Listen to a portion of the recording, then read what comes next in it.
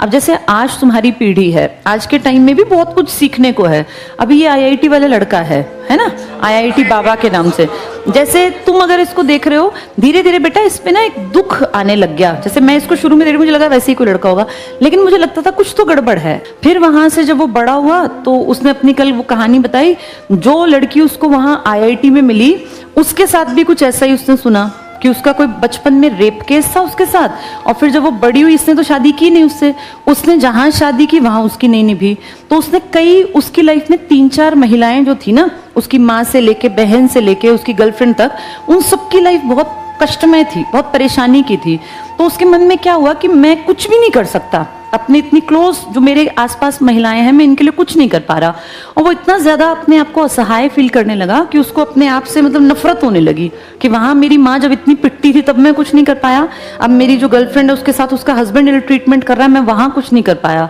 तो इन सब चीजों ने ना उसके मन में एक नेगेटिविटी डाल दी। और आदमी क्या करता है, उसको सबसे ज्यादा इजीली अवेलेबल भगवान है बेटा, क्योंकि आप रात में 2 बजे उठोगे तो भी भगवान अवेलेबल है, आप सुबह 4 बजे उठोगे तब भी भगवान सर्वव्यापी है, हर आदमी के लिए हर घड़ी अवेलेबल है। हम तो धूल की कण हैं, जितनी उसने पढ़ाई की हमें कुछ भी नहीं आता, उसने हम मुझसे भी ज्यादा, मैं तो कुछ भी नहीं हूँ, उसकी बातें सुन के लगता है इसने कितना तो हिस्ट्री को पढ़ लिया, उसने नेपोलियन बोनापार्ट पता नहीं क्या क्या पढ़ डाला, हिस्ट्री को लेके, फिजिक्स को लेके, एरोस्पेस इंजीनियरिंग। बेटा इनमें बेसिक चीज भी ना आए हम जैसों को समझ, जो चीजें उसने पढ़ के छोड़ दी। तो कितना ब्रिलियंट लड़का था, लेकिन आज क्या है, आज गलत रास्ते पर, गलत इन द सेंस, ठीक है भगवान का रास्ता बहुत अच्छा है, ये कहने में अच्छा लगता है। अपने बेटे को कोई कह के दिखाया कि मैं अपने बेटे को ऐसा चाहता हूं बनाना, कोई नहीं चाहता बेटा,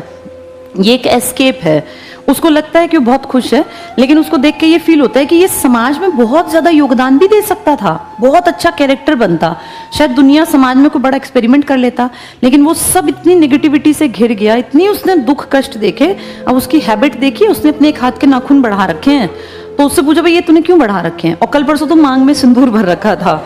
तो पूरा उससे पूछा, बोला मैं फील करना चाहता हूँ कि लड़कियां कितनी मतलब सेंसिटिव होती हैं। तो उस आदमी के अंदर बहुत ज्यादा एक